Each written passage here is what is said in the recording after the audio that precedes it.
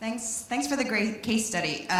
If display came ahead, there's obviously a higher production cost for the advertiser. So while you had an uplift in campaign performance, was there a better payback in the investments they had to make in the creative?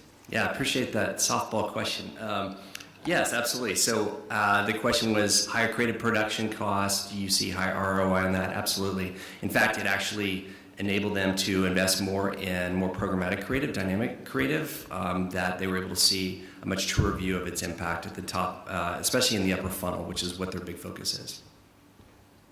Just sticking on the subject of creative, because you mentioned in terms of the sort of dimensions there, creative as being one factor, but you also said in driving conversion, obviously yes, creative has more than driving conversion to it. So really, my question is, has the attribution model really been able to understand the impact of creative? How are you factoring in brand health? How are you factoring in campaign takeout, etc.? Yeah, if anyone's ever tried to model creative, if you do it at the placement level and then try to look at creatives inside each placement, inside each site, there's just not enough data there. So what we did is we looked across all placements. We get rid of the underperforming placements.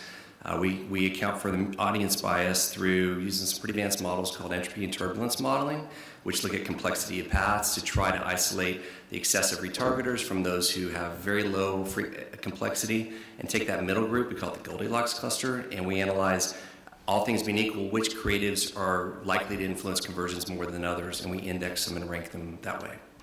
Was there any additional sources of data considered, so Visu studies, etc.? No, this was strictly based on different creative combinations amongst the segmented clusters and their impact on the outcomes. All other things as equal as we could make them.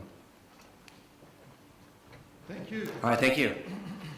Thank you very much, Steve. Thank you. Pleasure.